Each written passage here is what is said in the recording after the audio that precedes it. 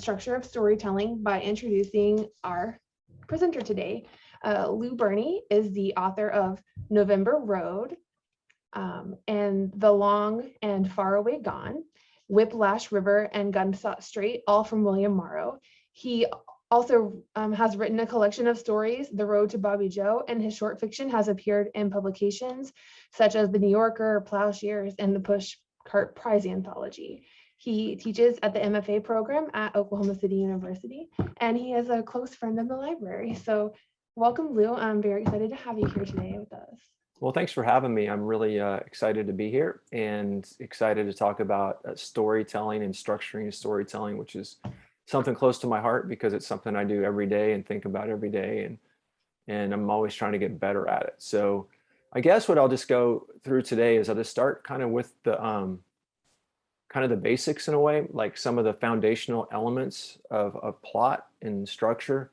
And whenever I sort of talk about these kind of basics, like I want to make sure that everyone knows they're meant to not restrict you as a writer, but to kind of liberate you as a writer. So they're not really rules exactly, but they're just sort of craft elements that you can use to do whatever you want to do. It's sort of like, you know, a frying pan in a kitchen. You know, it's not something that's going to restrict you. It'll give you the opportunity to cook really whatever you want. So the first place I'll start, which is surprisingly at the beginning, which is that every story has to start somewhere. We don't really think about this. We tell stories a lot in our normal lives, and we're pretty good as human beings at telling stories just sort of off the cuff. We come home and we tell, you know, our husband or our wife or our friend or our roommate, you know, what weird thing happened to us this day. But every story has to start somewhere.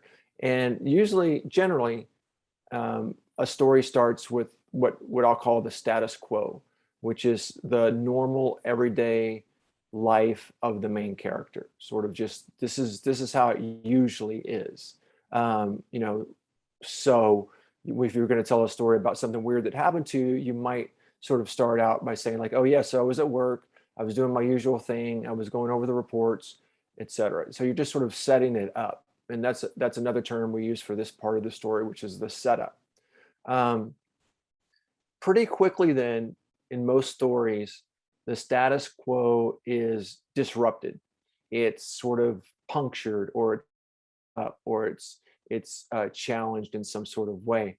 And that's what's usually called the inciting incident. And that's really at the heart of storytelling. That one moment is really why you're writing the story or telling the story in the first place. Otherwise, you're just talking about your normal day.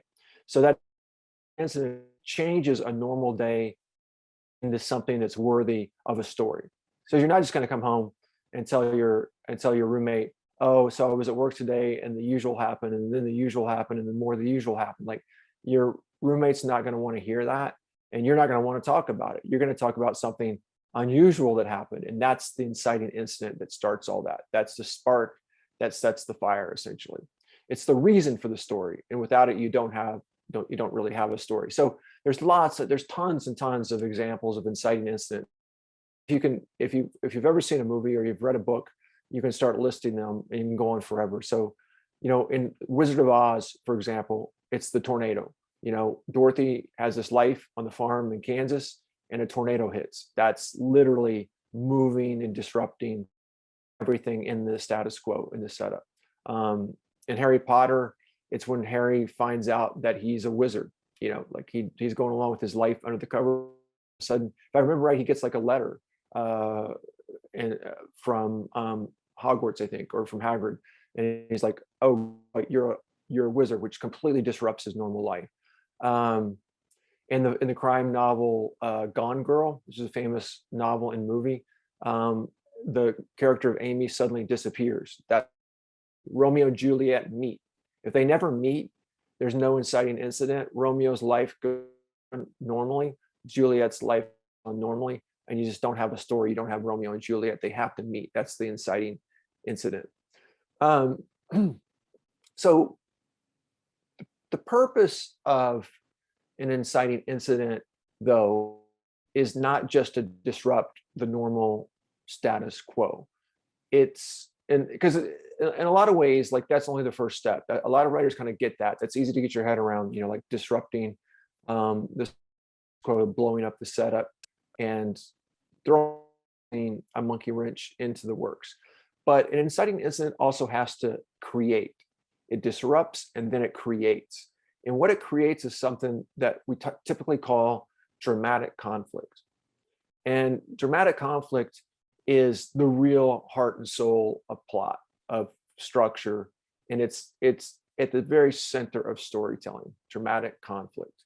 And the way to think about it, the best way to think about it for me as a writer, like I write all day and it gets really complicated. I write novels, so I can be on page 270 and I'm trying to keep track of 40 different characters and 3 different subplots. And I have to keep things as simple as possible for myself as a writer in order just to keep a grip on it. So I break down dramatic conflict into 3 really like graspable parts that help me kind of focus in if something feels like it's missing from my plot or my structure. So the 3 parts for me of dramatic conflict are desire, obstacle, and urgency. Desire, obstacle, and urgency. So we'll talk about them one by one first of all, but I try for myself again to make a complex kind of scenario as simple as possible, because then it's easier as a writer to get my handle on it. And I think it's fairly simple at its core. So desire. Okay, desire is the first important key part of a dramatic conflict. And it's really it's not sophisticated at all. It just means exactly what it says. Desire is a main character who badly wants something. So in The Wizard of Oz, to go back to that, it's really easy to pinpoint that. Like throughout that movie, throughout that story, Dorothy badly wants to find the wizard so she can get home, so she can find her way home to Kansas. So we know what she wants and we know what she badly wants. The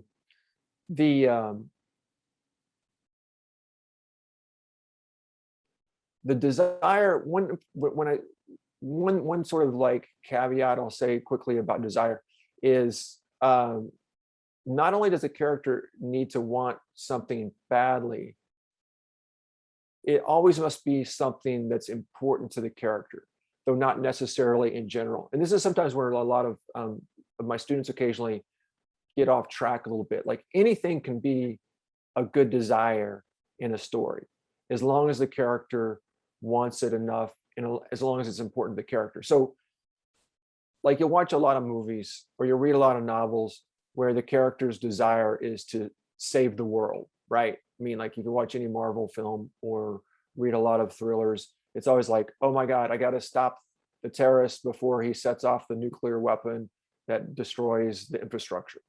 And like that in itself is a desire that we all understand.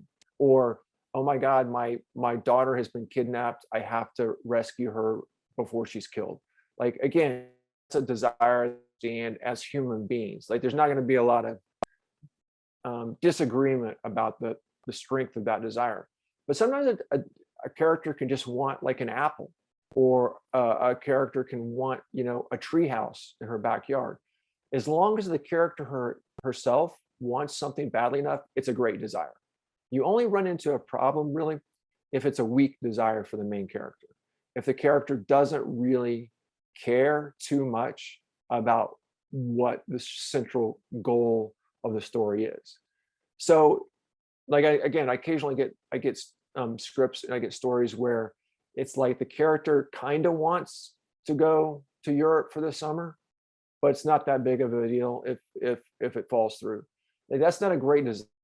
With the term kinda in front of it, not a great kind of desire. It's got to be, I really, really badly want this. So that's the first kind of part of dramatic conflict, is a strong driving desire. I really want this concrete thing. And we'll talk a little bit more in a second about the difference between dramatic conflict and emotional conflict. Because notice I haven't said anything about like, I really want to be in love, or I really want my father to respect me. It's usually with plot, a dramatic, tangible, concrete thing. And we'll talk a little bit more than that as we get in. Okay, so you got to want something badly. Your main character really wants something badly. And one of the most important things for you to do as a writer is understand what that is. Like at some point during the writing process, you absolutely, as a writer, have to understand what your character wants badly. Otherwise, you're not going to be able to tell that story. It doesn't have to be right off the bat, like at all. Like every writer has a different process for writing.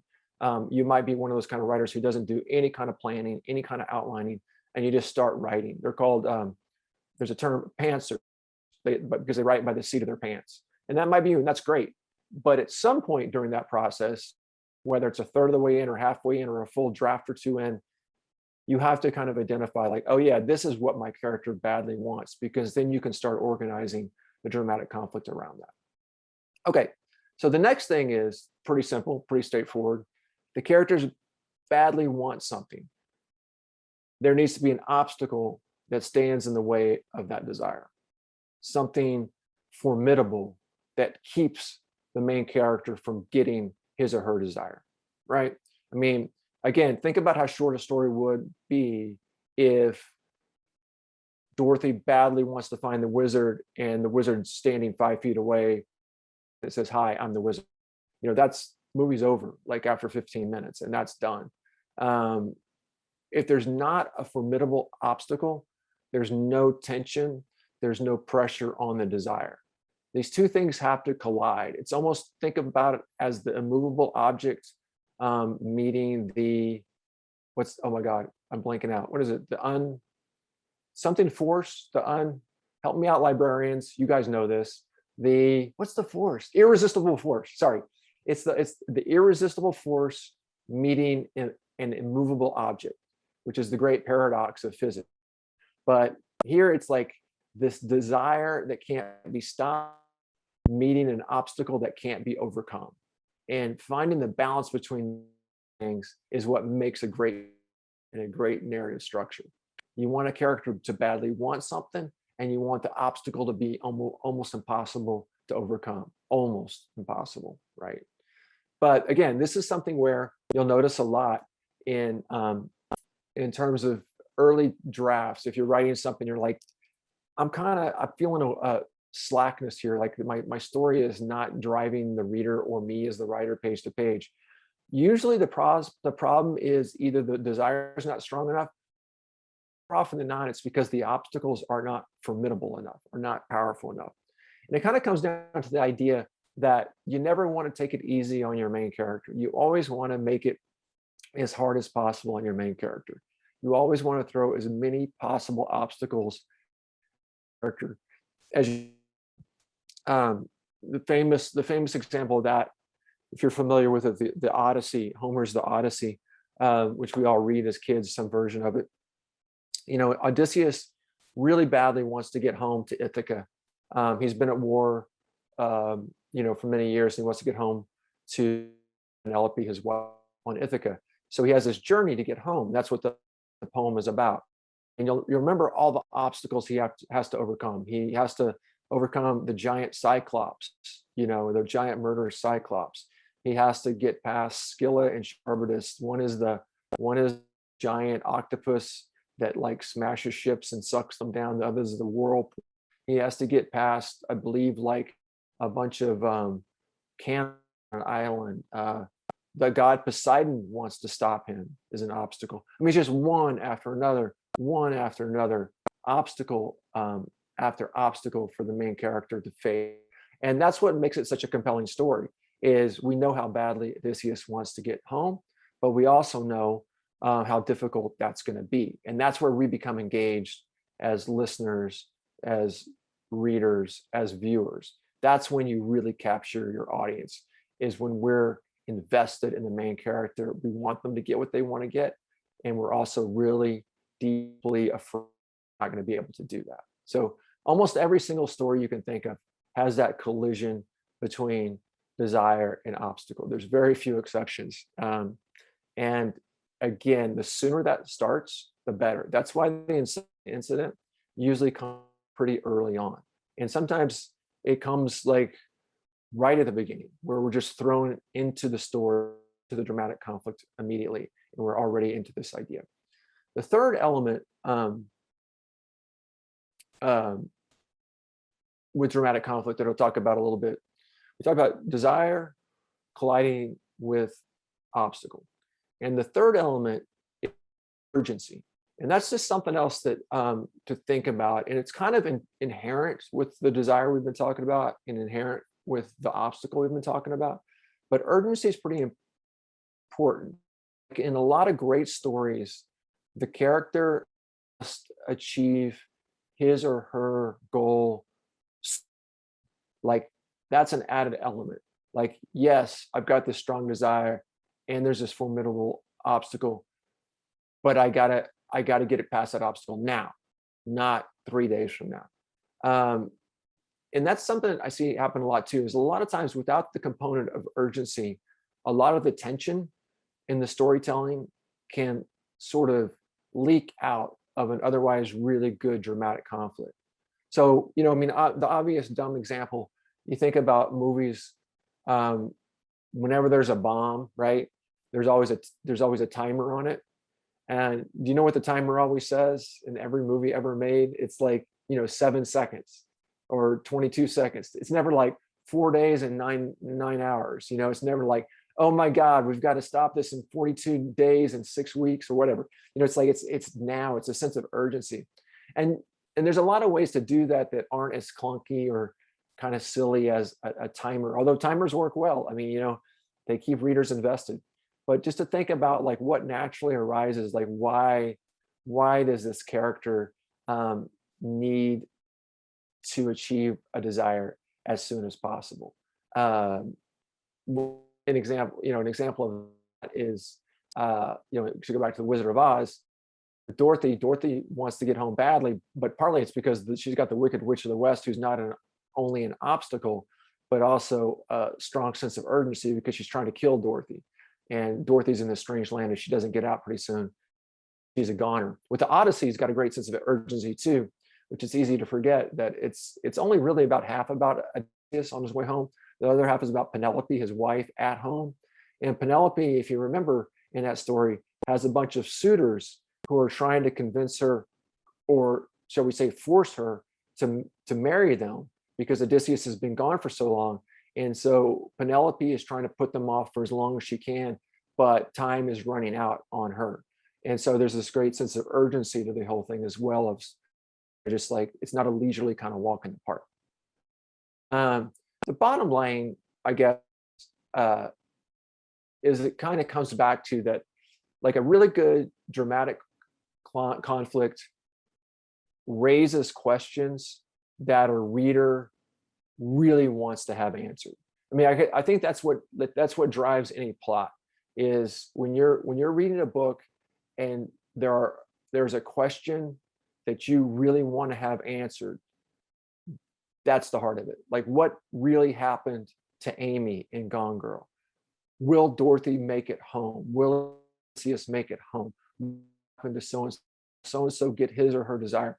I mean, that's what drives a reader page to page, are questions that demand an answer, that don't just sort of say, hey, this might be interesting to find out, but make us as readers say, I have to know this.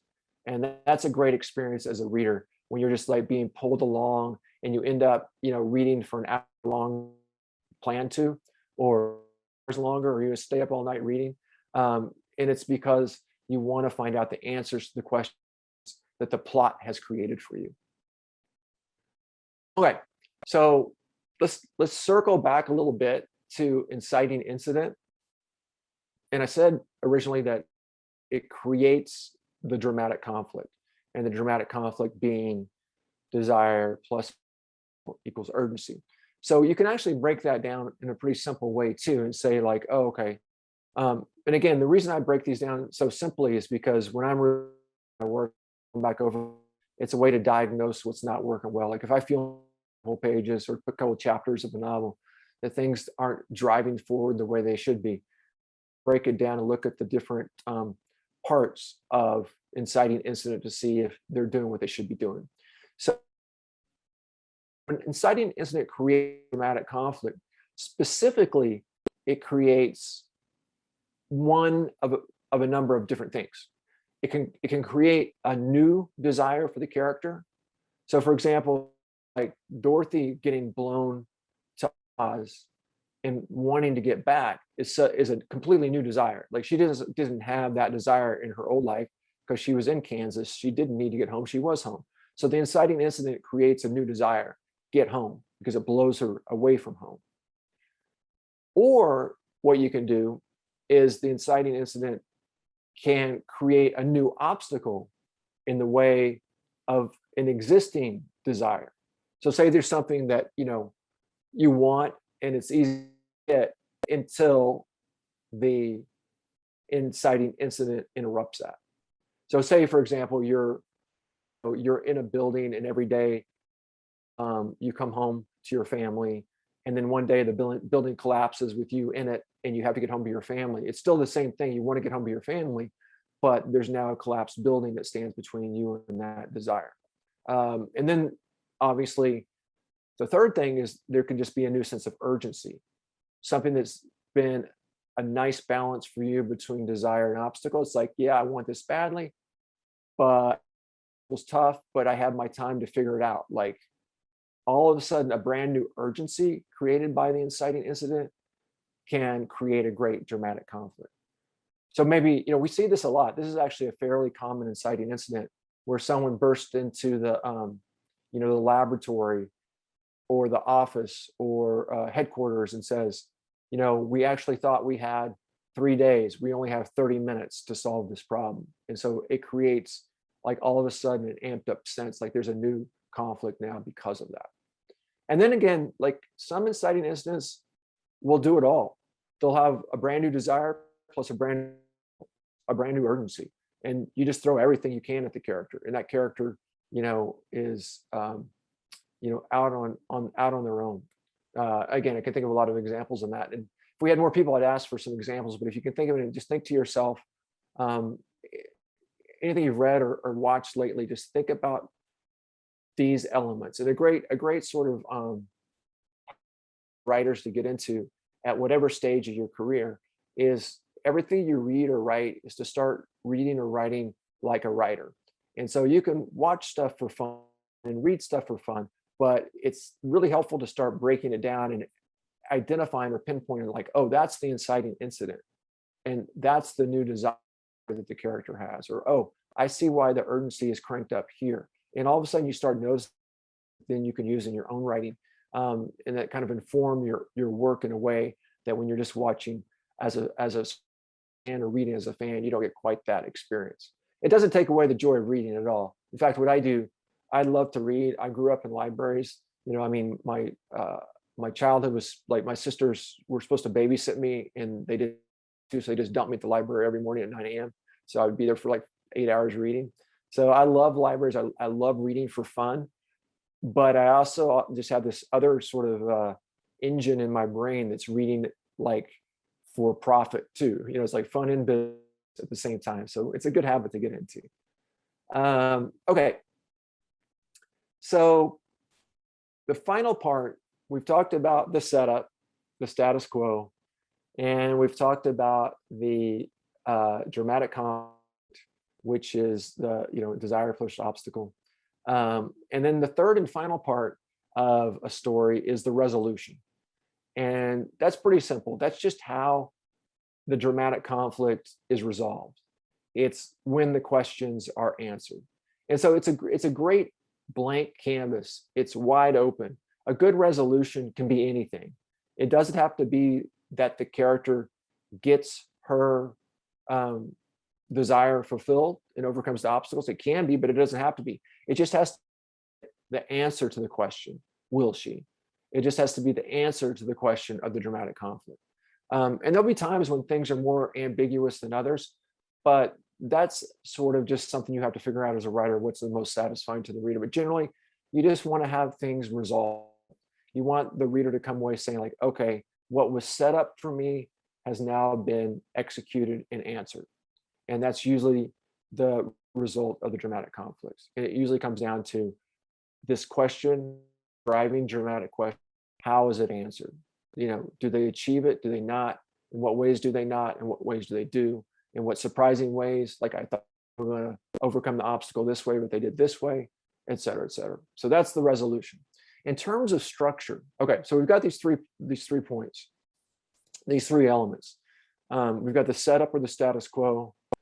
We've got the inciting incident that creates a dramatic conflict, and we've got the resolution. And I'll give you some really sophisticated terms for that. Like for the three-part structure, the three-act structure, really, this is really high tech. You can think of it as beginning, middle, and end. And that's what it is. The beginning is the status quo, the middle is the dramatic conflict, and the resolution is the end.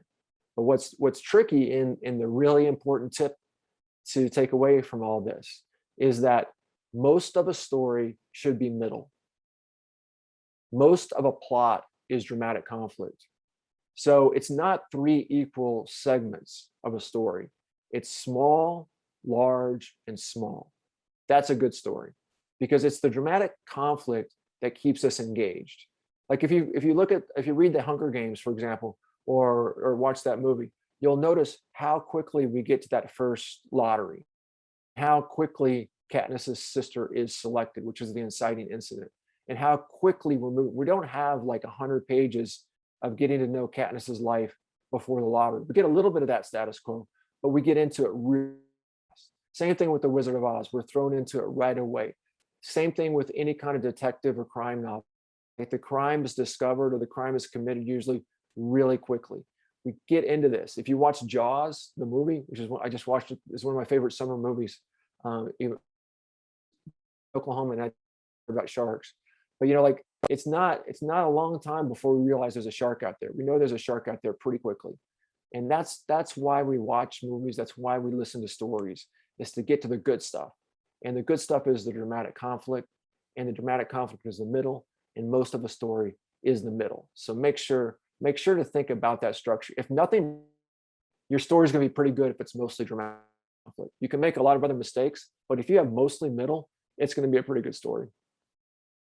I have a friend, as an aside, who is the worst storyteller on earth. I love him dearly, but he's the kind of person, which maybe you all have a person like that in your life too, who tells really long setups. He'll come and say, oh man, you won't believe what happened to me yesterday. Okay, so at breakfast I had toast, and I had peanut butter, and I had a banana, and then I had some coffee. And then I took a shower, and it's like I'm getting this whole day. I'm like, listen, can we just cut to the fascinating part? Because he wants to tell you this whole day, and you're just like, no. If you weren't my dear friend, I would be walking away right now. So as a writer, get to the good stuff as quickly as possible. Now, I promised earlier that I would talk to you a little bit about dramatic conflict versus something we'll call emotional conflict.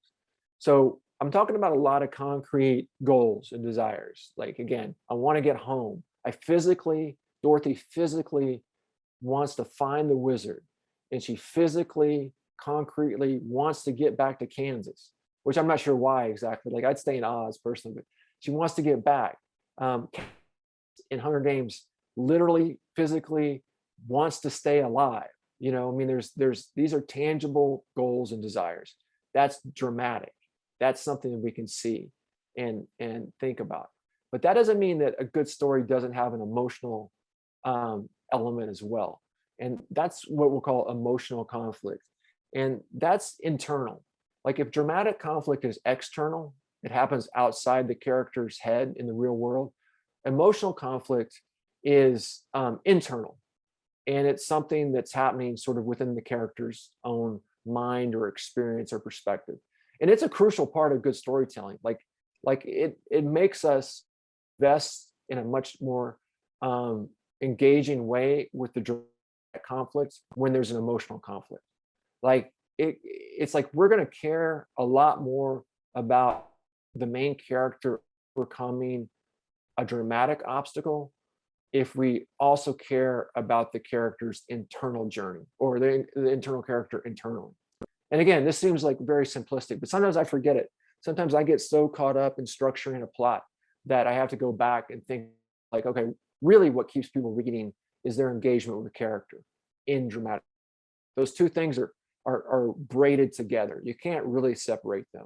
Like, you can have a great plot, but if we don't care about the character, it's not going to be a great plot. And likewise, you can have a really fascinating, but if that character isn't doing anything, if that character isn't forced to act, we're not going to be as engaged page to page as we would be otherwise. So it's this braiding together of dramatic and emotional that makes for great storytelling. And if you look at a lot of the fairy tales, the old fairy tales, I love to look at those, like the old Grimm brothers. Is it Grimm or Grimm's? Grimm, right?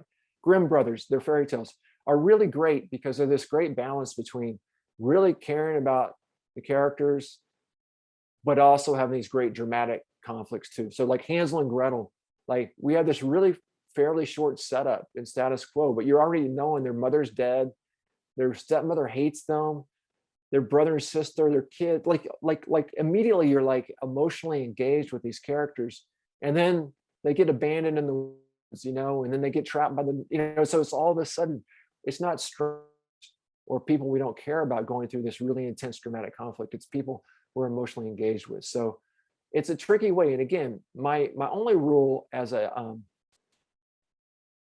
I'm a big opponent of rules, and I really don't like any kind of writer who says you have to do it this way or this is absolutely the way you have to do it. So I guess my only rule is everybody has their own way. Like don't trust anybody. There's only one way. So I really want to say, like, there's different ways to figure these parts of story out.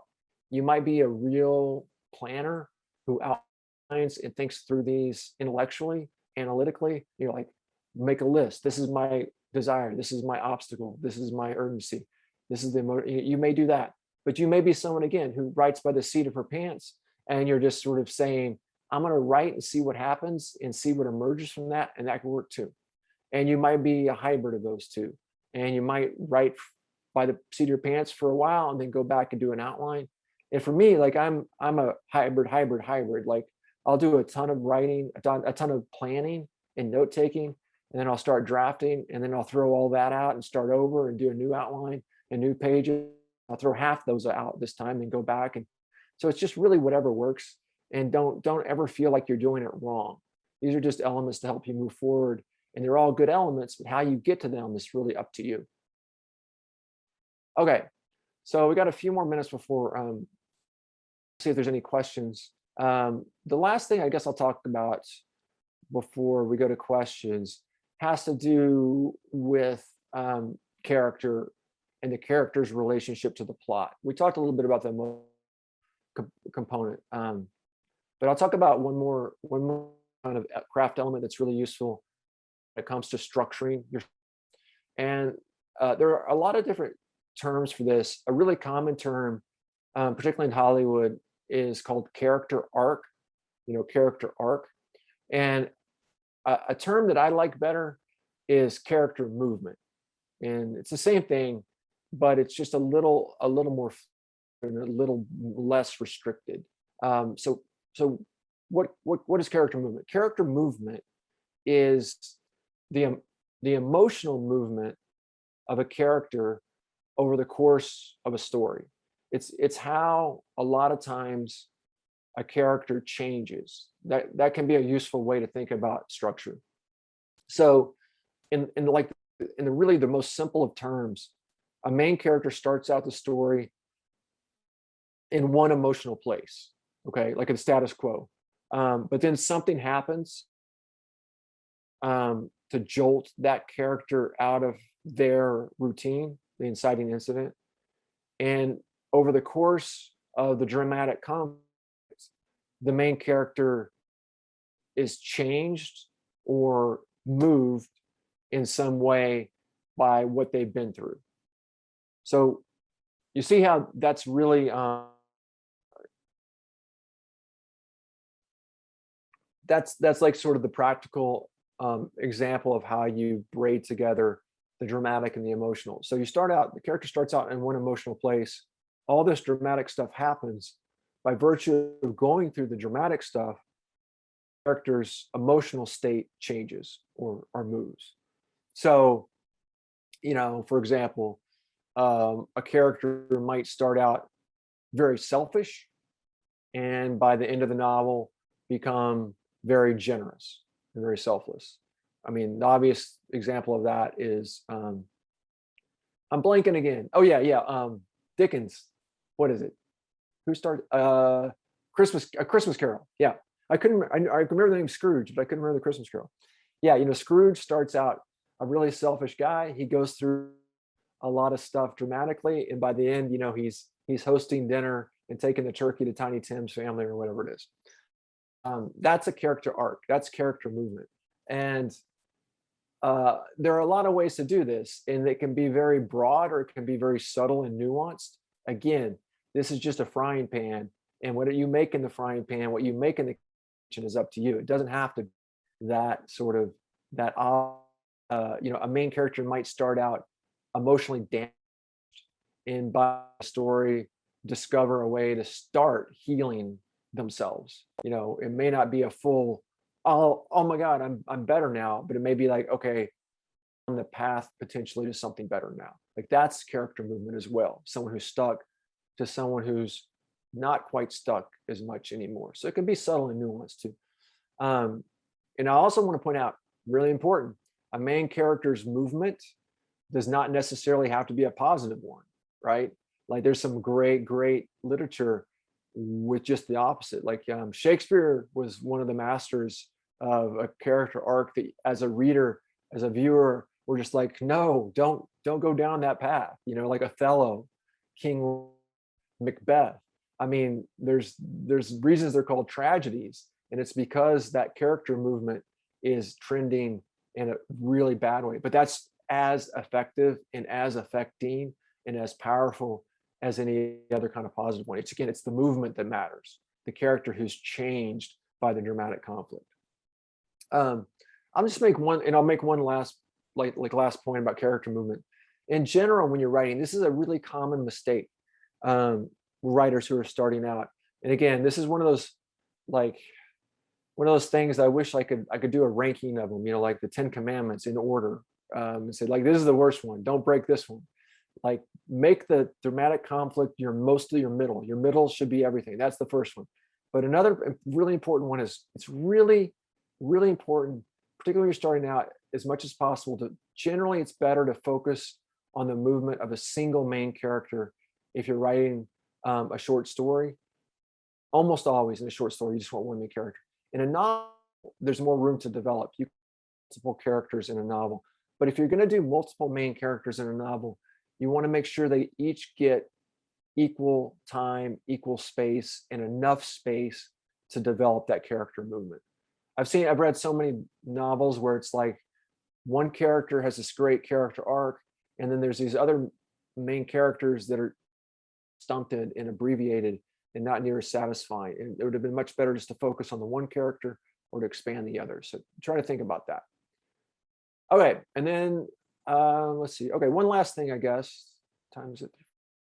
One last thing I'll say is all this stuff I'm about has to do with a novel, story, screenplay, a memoir.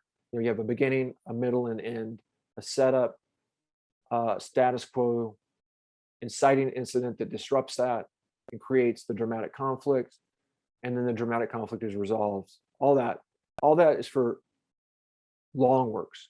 It also works within a scene. Like if you're writing an individual scene in a story, a novel, or a screenplay, you're also going to want to have a beginning, a middle, and an end. And the trick to a lot of good writing is realizing that every scene has its own plot in a way. Like every scene should have its own inciting incident. There's a reason for every scene. Like if you're going to write a scene set in a coffee shop, you need to think about, okay, what's the point of this scene? Why does it start where it starts now? And what's the dramatic conflict within this scene? And again, this is going to be small stuff. It's not going to be life or death, but it may be something as simple as like, okay, in this scene, the main character really has to find out information about her missing sister. Okay, that's her desire.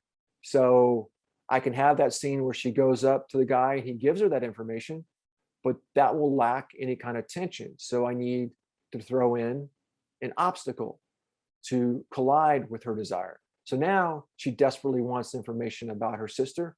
So she goes to the detective and he says, no, I'm not going to tell you that information unless you pay me $10,000. So we now have this more interesting dramatic conflict that creates another dramatic conflict. How do I get to $10,000? And so a lot of understanding things at the scene level, desire colliding with obstacle, colliding with urgency, creates the larger movement throughout. So basically, if you run out of ideas halfway through a novel, which I always do, look down at the scene and say, okay, what happens in this scene? What does she desperately want here, and what stands in her way? And that can unlock a lot of the answers potentially.